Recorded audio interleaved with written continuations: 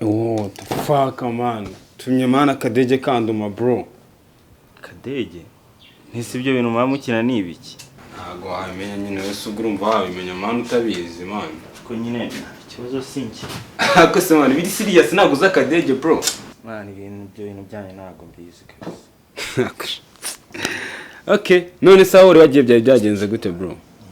Shamani ni ibibazo nyine ni ibibazo man usiku kazi nyine nagiye ewana ariko nyine bambajije ibyangombwa kandi sinzi hano nabitaye. Nise man ni gute ugenda muri Kigali nta byangombwa ufite man? Uzi kuburutwa na Marine bro. Cyagenza nago man niba narabitaye he sinzi hano nabitaye kabisa.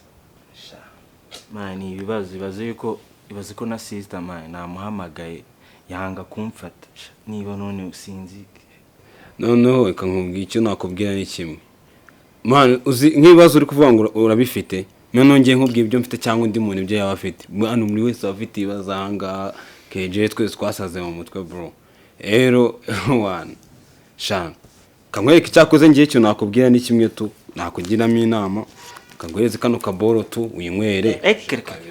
Reka itabi Mani karatuma ibibazo bishira bro. Sha nawe wacu wigeze umwitabi na reka. Okay. Kiri urabizi na reka. Fata icyayi winywere tu nundi nibyo byanyu. Fazari nakinywera icyayi tu. Ewana nibyo byanyu ariko mani kano kaboro kari kugufasha fresh kabisa. Kabisa.